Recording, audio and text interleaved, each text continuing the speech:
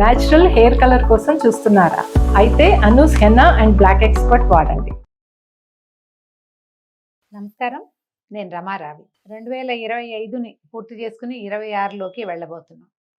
ఈ సంవత్సరాన్ని ఒక్కసారి వెనక్కి తిరిగి సింహావలోకనం చేసుకుంటే ఈ ఏడాదంతా ఎండలు ఎక్కువ, వానలు ఎక్కువ, రైతు సోదరులు చాలా ఇబ్బంది పడ్డారు. ఎన్నో రకాల విచిత్రమైన ప్రమాదాలు, బస్సు ప్రమాదాలు, ఇక ఒకటేమిటి ఎన్ని రకాలు లేఓవర్లు, ఉద్యోగాలు పోవటాలు, ఉద్యోగ భద్రత లేకపోవటము, విద్యార్థులకి ఫారిన్ వెళ్ళే అవకాశాలు కొంచెం సన్నగిల్లిపోవటము, ఎన్ని రకాలో కనపడ్డాయి.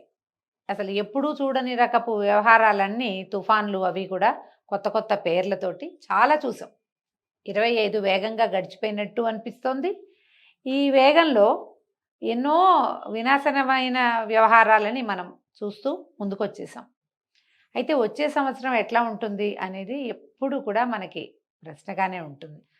ఈ 20 డిసెంబర్ రాగానే 10-15 రోజులు గడవగానే నెక్స్ట్ ఇయర్ ఎట్లా ఉంది అనేది చెప్పడానికి ఎన్ని రకాల ప్రాఫెసీలు వస్తాయో, ఎంతమంది ఎన్ని రకాలు చెప్తారో, సోషల్ మీడియా అంతా అదే జరుగుతూ ఉంటుంది. పేపర్లలో, పుస్తకాలలో, పత్రికలలో, యూట్యూబ్లో, మా సుమన్ టీవీలో కూడా వచ్చే సంవత్సరం ఎవరెవరికి ఏ రాశుల వాళ్ళకి ఎలా ఉంటుంది, ద్వాదశ రాశుల వారికి ఉన్నటువంటి ఫలితాలు ఇవే మాట్లాడుకుంటూ ఉంటాం. అయితే ఈ ఫలితాలకి ఏముంది కానీ మనకి మనం ఆలోచించుకోవాలి ఎప్పటికప్పుడు. ఈ ఏడాది ఎదుర్కొన్నవి వచ్చే ఏడాది రాకూడదు. ఇందులో మానవ తప్పిదాలు ఏమున్నాయో వాటిని సరిచేసుకుందామనే ఆలోచనతోటి మనం ముందుకెళ్ళాలి. ప్రయాణాల్లో ప్రయాణ భద్రతను గురించి ఆలోచించాలి. వాతావరణంలో ఇన్ని రకాల మార్పులు వస్తుంటే దీనికి మనమేమైనా కారణమా అని ఆలోచించి వాటిని ఏమైనా మానవ తప్పిదాలు ఉంటే వాటిని సరిచేసుకోవాలి. ఉద్యోగాల్లో భద్రత లేదు. ఇప్పుడు వాతావరణానికి పెద్దగా మనం చేయగలిగేది ఏముండదు. అది ఎక్కడో మొదలుపెట్టి ఇక్కడికి వస్తుంది మన నెత్తి మీదకి. కనీసం మన ఉద్యోగాల వ్యవహారం వరకు మనం చేసుకోవచ్చు కదా. మన ఉద్యోగాల్లో కష్టపడి పనిచేసే ఆలోచన చేయాలి. ఉద్యోగాన్ని నిలబెట్టుకోవాలి. విద్యార్థులు మరింతగా ముందుకెళ్ళాలి, మరింత బాగా చదువుకోవాలి, దానికోసం ప్రయత్నం చేయాలి. విదేశీ వ్యవహారాలు కాకపోతే స్వదేశీ వ్యవహారంలో అయినా మనం సక్సెస్ అవ్వాలి. మన దేశ ప్రగతికి మనమే కారణం అవుతామని ఆలోచించుకుని అదేదో రాకపోతే టెన్షన్ పడి బాధపడకుండా ఇక్కడ ఉన్న అవకాశాలన్నింటినీ కూడా కైవసం చేసుకోవడానికి విద్యార్థులు ప్రయత్నం చేయాలి. ఈ సంవత్సరం అంతా ఎలా ఉంటుంది అనే ఆలోచన కాకుండా ప్రతిరోజుని మన రోజుగా చేసేటువంటి ఆలోచన కనుక చేస్తే అంత ఇబ్బంది ఉండదేమోనని అనిపిస్తుంది. ఇప్పుడు ఈ సంవత్సరం చూసినటువంటి వానలు, వాటి వల్ల రైతులు పడిన ఇబ్బందులు, ప్రజలంతా పడిన ఇబ్బందులు, వాటిని తలుచుకుంటే వచ్చే సంవత్సరం మళ్ళీ ఇలాగే ఉంటే ఎలాగరా దేవుడా అనిపిస్తుంది. కానీ అట్లా ఆలోచించాం కదా. మనం ఏమనుకుంటాం, హోప్ఫుల్గా వచ్చే సంవత్సరం బాగుంది, గోచారం బాగుంది, కాలసర్పయోగం తప్పిపోతుంది ఫిబ్రవరి తోటి, గురుమౌఢ్యం పోతుంది, తర్వాత మంచి రోజులు వస్తాయి అని హోప్ఫుల్గా వెళ్తాం. ఈ హోప్ అన్నిట్లలో అన్ని వేళలా ఉంటేనే మన జీవితం బాగుంటుంది. దీంట్లో మొదట మానవ సంబంధాలు మెరుగుపరుచుకోవాలి.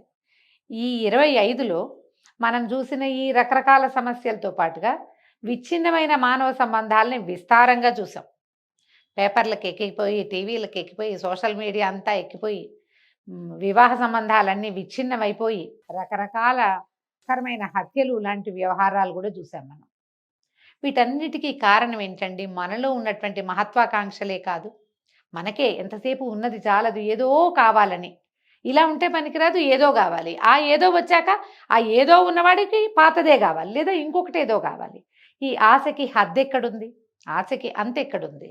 ఈ అంతులేని హద్దులేని అత్యాశలకి వెళ్ళకుండా మనుషుల్ని మనుషులుగా స్వీకరించి మన పరిస్థితుల్ని ఇవి మనకి సంబంధించినవి, ఇవి మనకి దొరికినవి అని స్థిరపరచుకుని స్థిమితపడి గనక మన జీవితాలు ముందుకు తీసుకెళ్తే ఈ దెబ్బతిన్న మానవ సంబంధాలని మనం కొంచెం పునరుద్ధరణ చేసుకోగలుగుతాం. ఎప్పుడూ ఇతరులతోటి పోలిక పనికిరాదు, ఇతరులని సహించలేని తనము పనికిరాదు.